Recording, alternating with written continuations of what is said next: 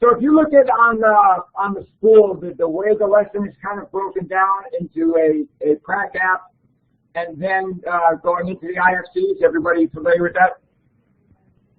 Yes. Yeah. Okay, so I almost stuck to that 100%, except I'll tell you where I went a little bit different and how I broke each one of those down and why I decided to change the end up a little bit. So what we did, though, we started with last week, because of the Marines United thing, Keith opened up the class, and it sort of falls into everything we're talking about right now anyway. He opened that up to the class to talk about that. And then, considering the Commandant got grilled by Congress this week, I started the class with basically 5 minutes early and asked them if they wanted to continue elaborating on that, which they very much did. And then I played the clip of the Commandant getting grilled by Congress and asked them what their reactions were to that. And then I asked them to hey, did you see any leadership traits the Commandant might have displayed while being grilled by Congress?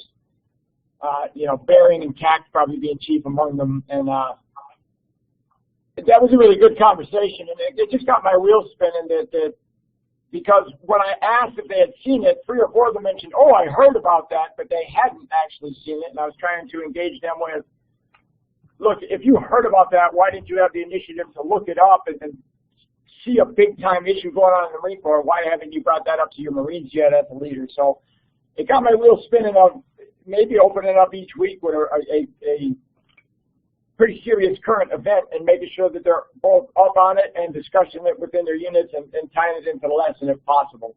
So I tried that with this one, and it worked great. In fact, we went probably 10 minutes over because everybody had something to say. And then, from that generation of Marine with the stupid shit on social media and naked pics and porn and all the other crazy shit they do, it was pretty eye-opening to hear that age group talk about it. So just something to think about.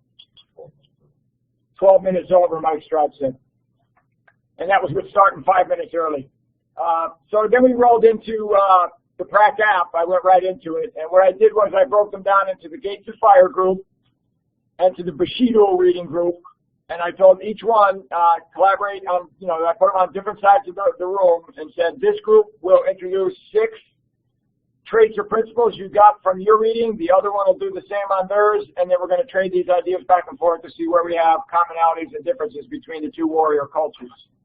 So they did that. So each student had to own one of them, present it to the class, and then a student from the corresponding reading would chime in whether or not their reading had similar or different from that one. Like, for instance, one of them that was pretty simple was setting the example, and the example of a Spartan was you will die in battle or you're dishonored, and where in the Bushido it's not necessarily cowardly to run because you die when it's the right time to die and not just because it's the honorable thing to do. Anyways, that's just a small example, but they went back and forth, and that went really well. It brought, believe it or not, they each had 6 different either traits or principles. None of them matched up between groups of groups, I don't think. Mike has them down here. On the one side, the students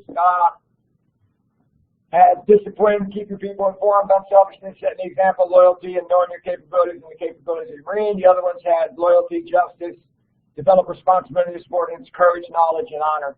So, and we threw them back and forth, and that was a pretty robust conversation. And that pretty much carried through that first couple of IFCs by doing those.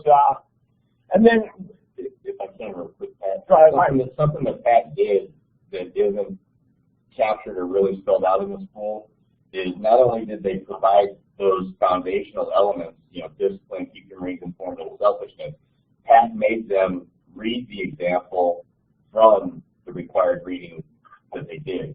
So they had to read the sentence and then say which one of the foundations it was, kind of in an explanation format.